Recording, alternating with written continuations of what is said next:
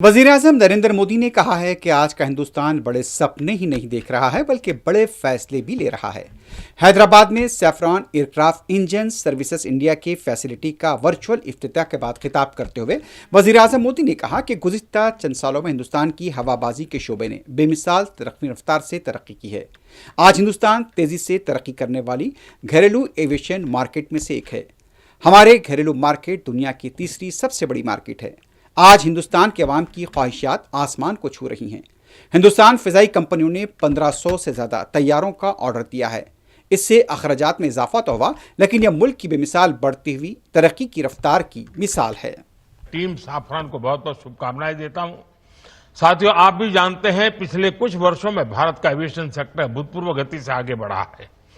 आज भारत दुनिया के सबसे तेजी से बढ़े डोमेस्टिक एविएशन मार्केट में शामिल है। हमारा डोमेस्टिक मार्केट अब दुनिया में तीसरा सबसे बड़ा मार्केट है। आज भारत के लोगों का एस्पिरेशंस एक नए आसमान पर है।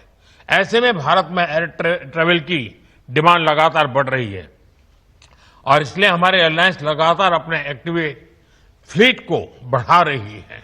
भारत की एयरलाइन कंपनियों ने 1500 से ज्यादा नए एयरक्राफ्ट का ऑर्डर दिया है।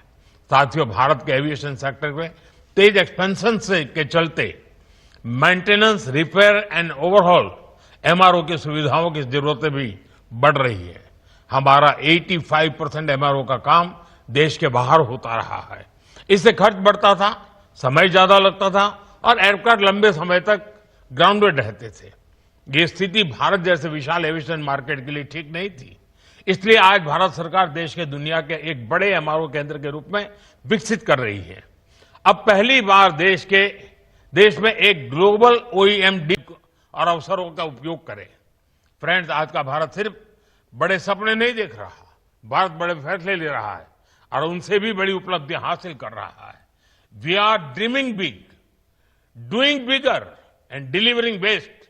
और भारत का बहुत जोर ईज ऑफ डूइंग बिजनेस पर है। साथियों, ग्लोबल इन्वेस्टमेंट और ग्लोबल इंडस्ट्रीज को आकर्षित करने के लिए हमने